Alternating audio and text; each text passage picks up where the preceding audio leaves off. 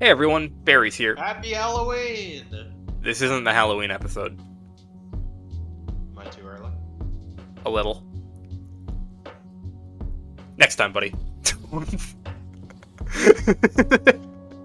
Alright then. Today we will be talking about Shockwave and its dark and twisted experiments in the War for Cybertron and Fall of Cybertron games, including the Dinobots, the Insecticons, and his weapons. Huge thank you goes to the Discord server and of course Brush Ranger here for helping me make this video. That was great. That was it.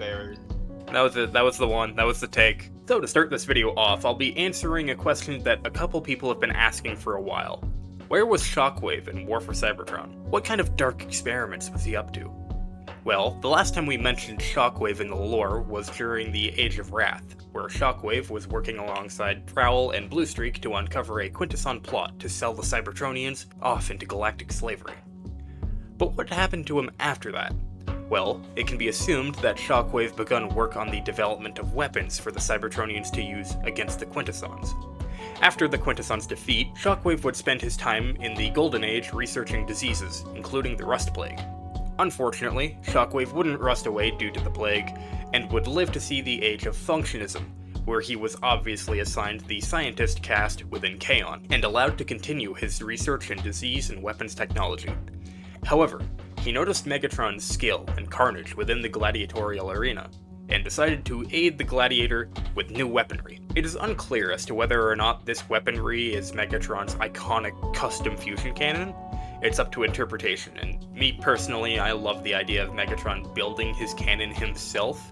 It gives the weapon a lot of personality above just being a piece of hardware developed for him by a cold and unfeeling scientist. Once Megatron begun the Decepticon movement, however, Shockwave showed little care for his war and supposed freedom, and distanced himself from the Gladiator while attending his studies. Shockwave wouldn't stay neutral for long, however, as one fateful day, Megatron arrived at the Energon purification station that Shockwave was working on, demanding that he join him and his Decepticons as their lead scientist.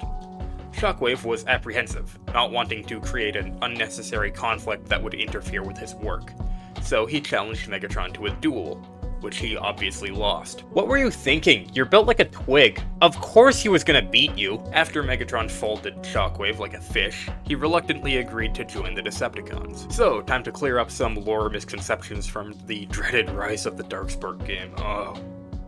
God, why? Shockwave didn't magically stumble across Kickback, Sharpshot, and Hardshell.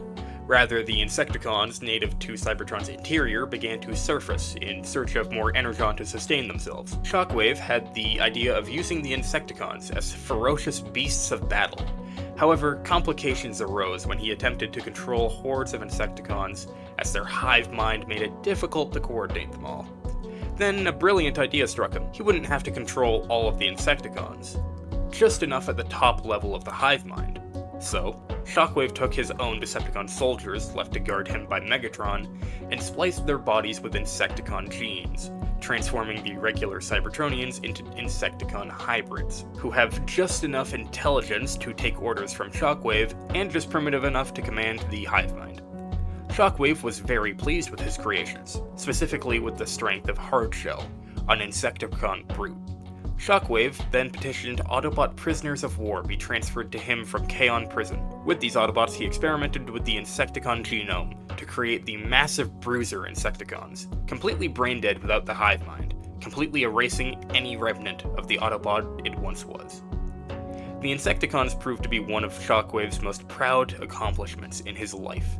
However, his ambitions for scientific accomplishments eventually made him look far beyond the Insecticons, towards even more effective experiments. Shockwave is actually credited with creating a handful of weapons, notably the Slingshot, which a prototype of which can be seen permanently attached to Shockwave in War for Cybertron, notably without the firing functionality.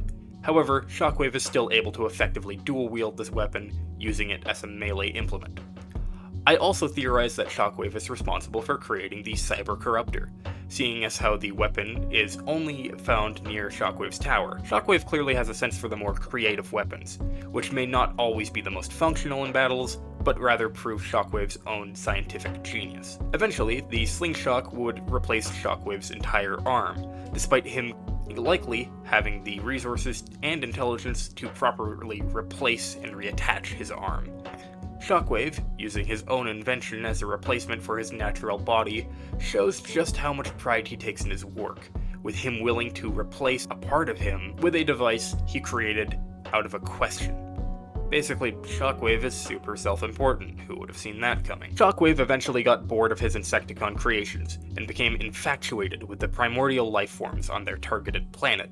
So he created a plan to trap an Autobot strike team and capture them, so he could experiment on them with his newfound love of the target planet's non-avian dinosaurs. Wait a second, is Shockwave just autistic? Once his precious Insecticons brought him his test subjects, he seemingly lost any and all care for them, using them to test the strength of his new creations, and sacrificing them all to prove a point that his newer batch was more successful. There is no doubt that if Shockwave could have replaced the Dinobots with something even more powerful, he would have. Fortunately, he was disposed of before that could happen, with Grimlock biting off his arm and replacing the perfectly stable floor with air. It is unfortunately unknown whether or not Shockwave survived his space bridge getting dropped on top of him, but before you comment, I'm going to make a video soon about why Prime isn't connected to the Cybertron games, but we can assume that he would have survived this encounter and replaced his newly eviscerated arm with his prototype Slingshot, forever to wield his creation at his side. So, that's been a look at Shockwave and his dark and twisted experiments in War and Fall of Cybertron. Big thank you to everyone in the Discord who helped make this video possible and helped me set up all of the kind of machinima shots in Fall of Cybertron. You guys are awesome and it is really appreciated. These videos would not be nearly as good as they are without you guys. Thank you all so much for watching. Till all are one.